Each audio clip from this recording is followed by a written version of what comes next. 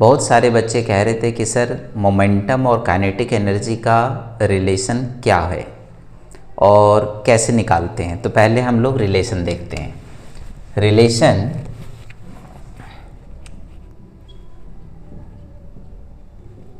Between kinetic energy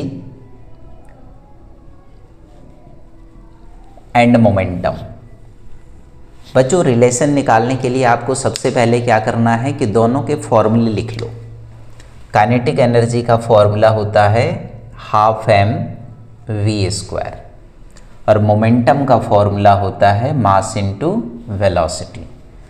अब आपको क्या करना है, रिलेशन फाइंड करना है काइनेटिक एनर्जी और मोमेंटम। मतलब हमें एक ऐसा फॉर्मूला बनाना है जिसमें काइनेटिक एनर्जी भी हो और मोमेंटम भी हो। तो उसके लिए हमारे पास दो स्टेप्स हैं। सबसे पहले एक बार हम मास को यहाँ से निकाल कर इसमें फिट कर देंगे तो काइनेटिक एनर्जी आ जाएगा बच्चों हाफ एम, और मास की जगह पे वैल्यू फिट कर दीजिए ये वाली P अपॉन में V into V square cancel. तो काइनेटिक एनर्जी आ जाएगा हमारा PV अपॉन 2। इस प्रकार हमें काइनेटिक एनर्जी और मोमेंटम का एक रिलेशन निकल गया। लेकिन ध्यान यहाँ रखना है कि यहाँ पर इस कंडीशन में मास जो है वो कांस्टेंट है। मास कांस्टेंट रहेगा तभी ये फॉर्मूला काम करेगा बच्चों। अब बात दूसरे रिलेशन की आती है। अब हम क्या करने वाले हैं, काइनेटिक एनर्जी बराबर हाफ एम वी स्क्वायर है। अब हम यहाँ से v की वैल्यूज़ को कैलकुलेट करते हैं। v को निकालेंगे p अपॉन में m और इस वैल्यू को यहाँ पर फिट कर दो तो काइनेटिक एनर्जी आने वाला है हाफ m और v की वैल्यू को हम यहाँ से पुट करेंगे तो ये आ जाएगा p स्क्वायर अपॉन में m स्क्वायर।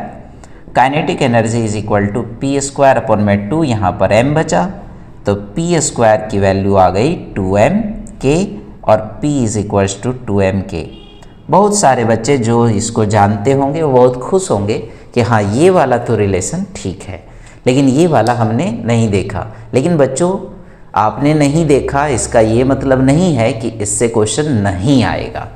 इससे भी कई बार क्वेश्चन पूछता है और बच्चे कंफ्यूज हो जाते हैं। लेकिन ध्यान क्या रखना है कि ये फॉर्मूला काम तब करेगा जब मास कांस्टेंट होगा, और ये वाला फॉर्मूला कब काम करेगा, जब आपका वेलोसिटी कांस्टेंट होगा, जो कि आप देख रहे हो इसमें वेलोसिटी नहीं है। ओके, अब यहाँ पर एक क्वेश्चन कि अगर आपके पास एक लाइटर बॉडी है, लाइटर बॉडी मान लेते हैं कार है, और एक बच्चों आपके पास हैवियर बॉडी है जो कि ट्रक है। अगर ये दोनों एक सेम मोमेंटम से मूव करता है, both are moving with equal momentum, then which has more kinetic energy। हाँ, क्वेश्चन देखिए, बहुत बढ़िया क्वेश्चन है। बोला अगर मोमेंटम इक्वल है तो किसकी काइनेटिक एनर्जी ज़्यादा होगी। तो हम एक रिलेशन निकालते हैं बच्चों। सबसे पहले आप क्या करोगे, P1 इक्वल टू P2 कर लो। दो बॉडी है कार और ट्रक, दोनों का मोमेंटम इक्वल कर दिया। फॉर्मूला फिट करिए 2m1k1 बराबर 2m2k2। दोनों तरफ से रूट कैंसिल, ये 2 भी कैंसिल कर दो तो बचेगा m1k1 बराबर m2k2। अब बच्चों m1 upon m2 equal to k2 upon k1। अब देखो मास का k के साथ कैसा रिलेशन आ रहा है, इनवर्सली प्रोपोर्शनेट। इसका मतलब ये हुआ कि जिसका मास ज़्यादा होगा उसकी काइनेटिक एनर्जी कम होगी। तो कार और ट्रक में लाइटर बॉडी है तो मास कम है तो काइनेटिक एनर्जी ज़्यादा होगा। So kinetic energy of car greater than kinetic energy of truck. लेकिन बच्चों ये काम कब करेगा, जब both are moving with equal momentum. तो क्या आपको बातें समझ आ गई? एक बार आप इसको नोट कर लीजिए। Thank you.